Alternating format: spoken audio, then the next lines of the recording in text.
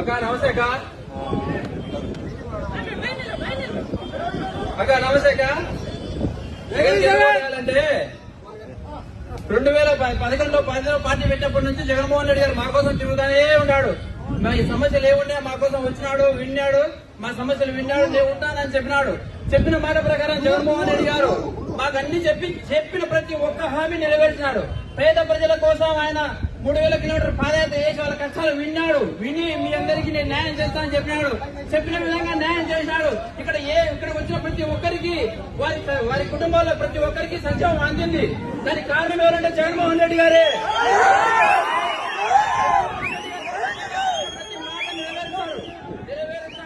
ఆయన మా కోసం ఉంటాడు కూడా, ఎప్పటికి కూడా ఆయన మాతో ఉంటాడు.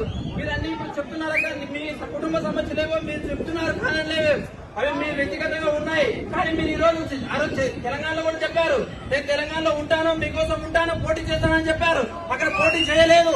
మీరు వచ్చారు, మీ మీద మాకైతే రాజశేఖర రెడ్డిగా మిమ్మల్ని మేము అభిమానిస్తాం అంటే కారణం లేదు.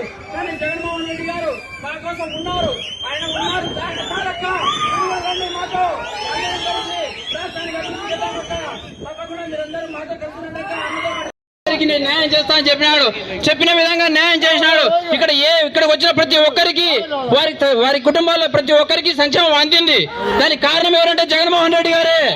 జగన్మోహన్ రెడ్డి గారు ఖచ్చితంగా చెప్పిన ప్రతి మాట నెరవేరుస్తారు. ఆయన మా కోసం ఉంటాడు కూడా, ఎప్పటికి కూడా ఆయన మాతో ఉంటాడు. మీరు అన్ని ఇప్పుడు చెప్తున్నారు కానీ మీ కుటుంబ సమస్యలేవో మీరు చెప్తున్నారు, కాదనిలేవే అవి మీ వ్యక్తిగతంగా ఉన్నాయి. కానీ మీరు ఈ రోజు తెలంగాణలో కూడా చెప్పారు, నేను తెలంగాణలో ఉంటాను, మీకోసం ఉంటాను, పోటీ చేస్తానని చెప్పారు. అక్కడ పోటీ చేయలేదు. మీరు వచ్చారు, మీ మీద మాకైతే అభిమానం ఉందక్క, రాజశేఖర బిడ్డగా మిమ్మల్ని మేము అభిమానిస్తాం అక్క, కాదని లేదు. కానీ జగన్మోహన్ రెడ్డి గారు మా కోసం ఉన్నారు, ఆయన ఉన్నారు, ఆయన చాలక్క. మీరు కూడా రండి, మాతో అందరం కలిసి రాష్ట్రానికి అభివృద్ధి చేద్దామక్క.